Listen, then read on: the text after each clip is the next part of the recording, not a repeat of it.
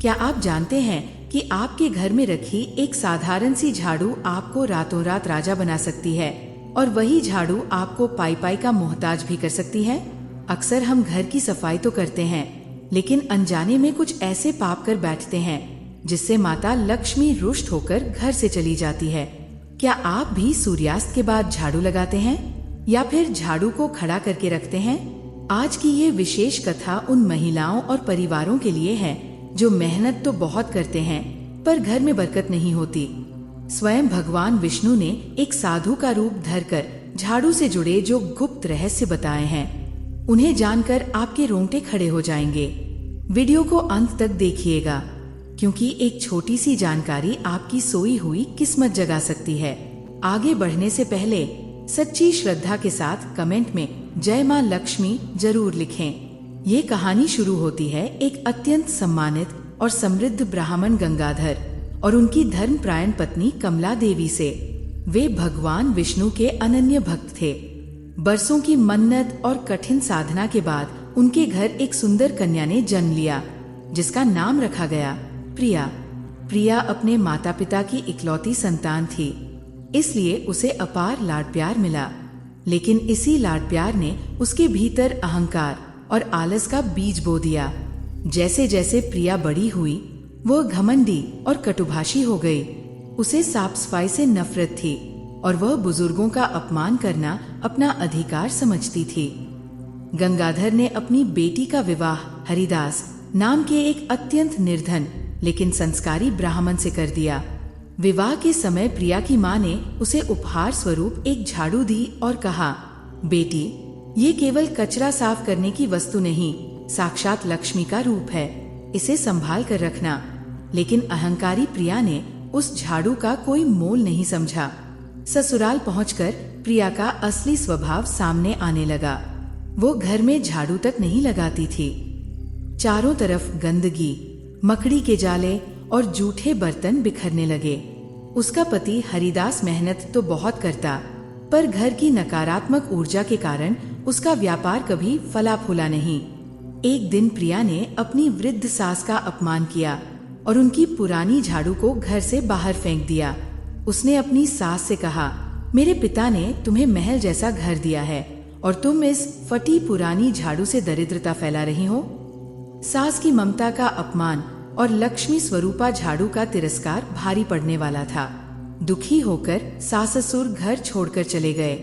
सास के जाने के बाद प्रिया के साथ एक अजीब घटना घटने लगी। वह जितना भी भोजन बनाती, जैसे ही खाने बैठती, थाली खाली मिलती। उसे दिन रात भूखा रहना पड़ा। वह महल की रानी तो थी, पर एक दाने के लिए तरसने लगी। धीरे धीरे उसका ऐश्वर्य खत्म हो गया और उसके पिता भी कंगाल होकर सब छोड़कर चले गए। प्रिया अब बिल्कुल अकेली और बेसहारा थी। तभी उसके द्वार पर रोज एक साधु आने लगा। वह साधु घर के सामने खड़ा होकर हाथ जोड़ता और मुस्कुराकर चला जाता। एक दिन प्रिया ने क्रोध में पूछा, अरे ओ साधु, इस खाली और उजाड़ घर को क्या प्रणाम करते हो? साधु, जो स्वयं भगवान विष्णु थे, मुस्कुराकर बोले, पुत्री, मैं तुम्हारे घर में विराजमान अलक्ष्मी को प्रणाम करता हूँ। तुम्हारी गंदगी, अहंकार और कटु वचन ही अलक्ष्मी का रूप है। मैं उन्हें नमन करता हूँ ताकि वे मेरे घर कभी ना आएं। ये सुनकर प्रिया के पैरों तले जमीन खिसक गई। उसे अपनी भूल का एहसास हुआ और वो साधु के चरणों में गिरकर रोने लगी। तब प्रभु ने उसे झाड़ू और गृहस्थी के वो नियम बताए जो हर स्त्री को पता होने चाहिए। साधु ने बताया कि प्लास्टिक की झाड़ू कभी इस्तेमाल नहीं करनी चाहिए, इसमें कोई सकारात्मक ऊर्जा नहीं होती। हमेशा प्राकृतिक सिंकों वाली झाड़ू का प्रयोग करें, जिसे लक्ष्मी का वाहन माना गया है। खरीदने का सही समय, झाड़ू हमेशा शनिवार, मंगलवार या रविवार, क्रूरवार को खरीदना शुभ होता है। सोमवार या शुक्रवार को झाड़ू खरीदना वर्जित है। झाड़ू रखने की दिशा, झाड़ू को कभी भी ईशान कोण, उत्तर पूर्व में न रखें। यह देवताओं का स्थान है। इसे हमेशा दक्षिण पश्चिम दिशा में छिपाकर रखें ताकि किसी बाहरी व्यक्ति की नजर उस पर न पड़े। झाड़ू लगाने का समय, सूर्योदय से पहले झाड़ू लगाना अमृत के समान है। इससे घर की सारी नकारात्मकता बाहर निकल जाती है। लेकिन सूर्यास्त के बाद झाड़ू लगाना महापाप माना गया है। यदि मजबूरी में रात को सफाई करनी पड़े तो कचरा घर से बाहर न फेंकें, उसे सुबह ही बाहर निकालें। टूटी हुई या घिसी हुई झाड़ू घर में रखना दरिद्रता लाता है। इसे हमेशा शनिवार के दिन ही घर से बाहर निकालें।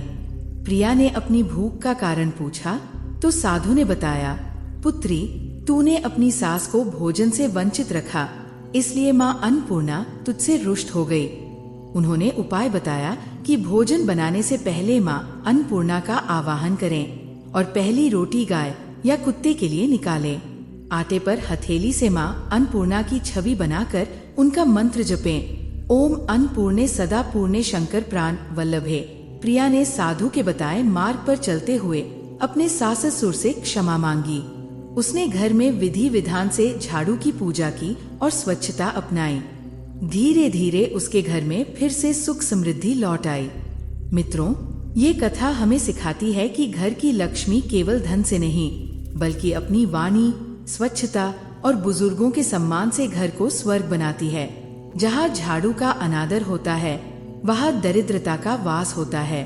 अगर आपको ये कथा और जानकारी पसंद आई हो तो इसे अपने परिजनों के साथ साझा करें। ऐसी ही और पौराणिक कथाओं के लिए हमारे चैनल को सब्सक्राइब करना न भूलें।